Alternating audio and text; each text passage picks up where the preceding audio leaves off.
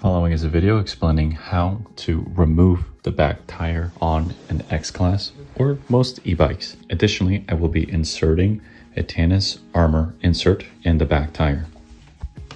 The first thing you'll want to do is remove your battery. If you had a completely flat tire like I did, you want to make sure that you place your bike's tire on a raised surface with the kickstand on a lower surface.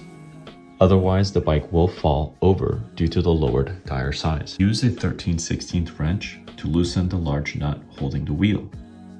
To remove the brake caliper, use the 5mm hexagonal tool included in your X-Class toolkit.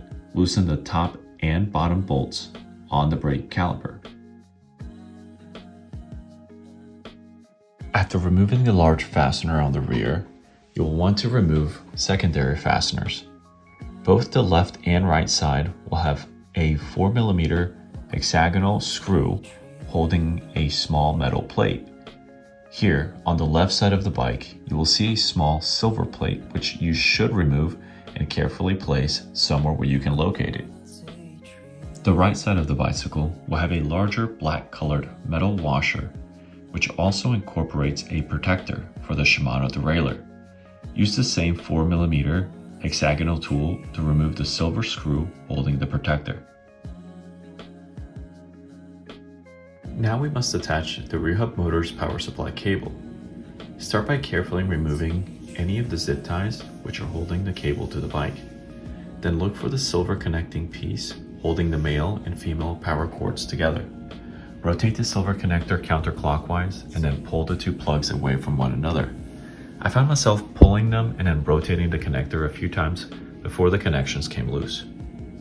By now, I am realizing that I have completely removed all of the nuts and fasteners holding the back wheel on, but I have yet to put my bike upside down using my handlebar stands.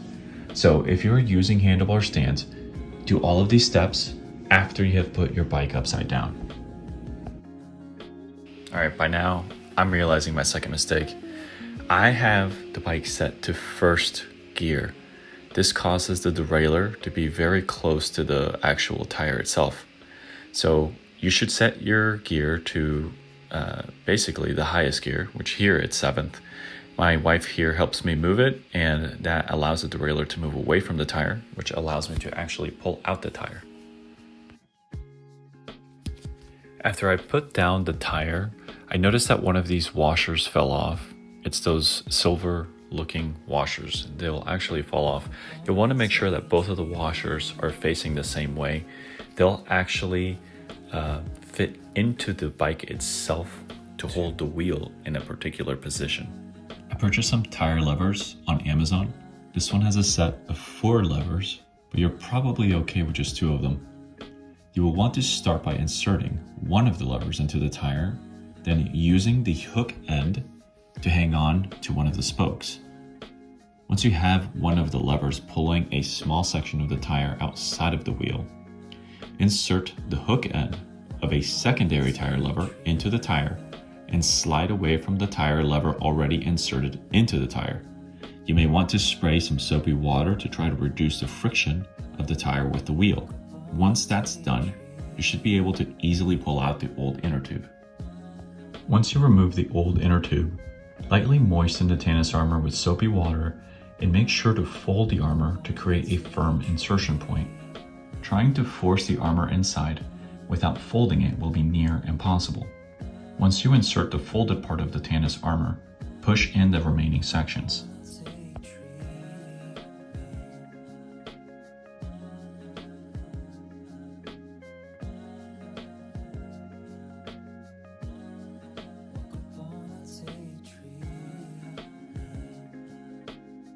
I purchased 3.5 to 4-inch inner tubes from Amazon as they measure a bit smaller than the 4-inch tire. I did this due to the added space taken up by the Tannus Armour. As you can see, I've put soapy water on the tube. This is unnecessary. Additionally, you'll want to inspect and insert a bit of air inside the tube before inserting it into the tire. You always run the risk of inserting a faulty inner tube into the tire, so this was a complete gamble on my part. Also, having air in the tube simplifies the insertion of the tube when you are inserting the valve into the wheel. It's a beautiful, beautiful sunset. All right, well, let's get back to work here.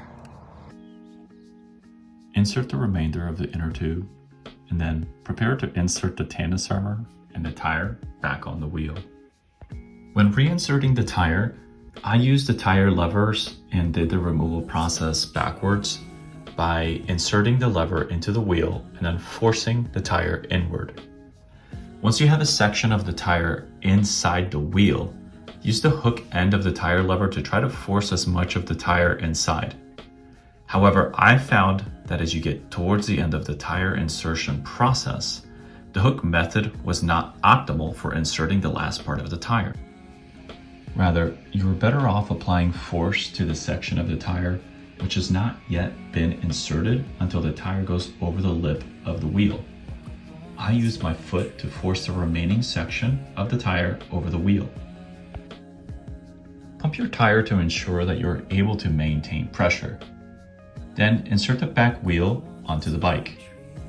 Place the chain back on the tire and gently spin the pedal to ensure that all appears in working order.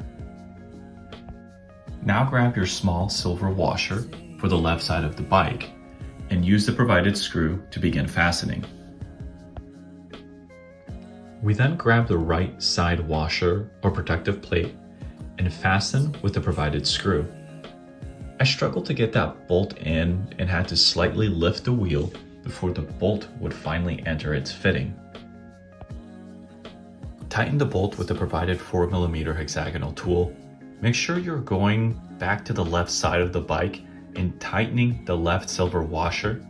You will again have to tighten the 4mm bolts on both sides after you have put the large 13/16 rear fasteners on the bicycle.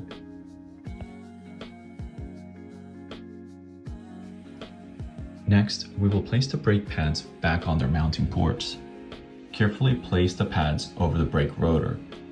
Then, put the bolts on and begin to tighten. Do not tighten the bolts immediately.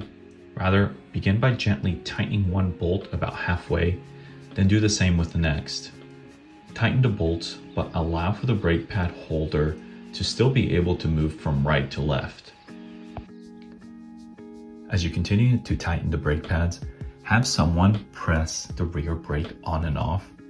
This is done so that the brake pad will set on the rotor properly. Otherwise, you run the risk of the brake pad being inserted at an angle, causing incorrect wear or damage to the pads or rotors. Next, we reconnect the rear hub motor's power supply cable. Make sure to push the two connectors together, then tighten the fastening ring clockwise. Then again, push the connectors, and so on until the ring no longer rotates. Lastly, place zip ties on the power supply cable to prevent the cable from getting caught on anything.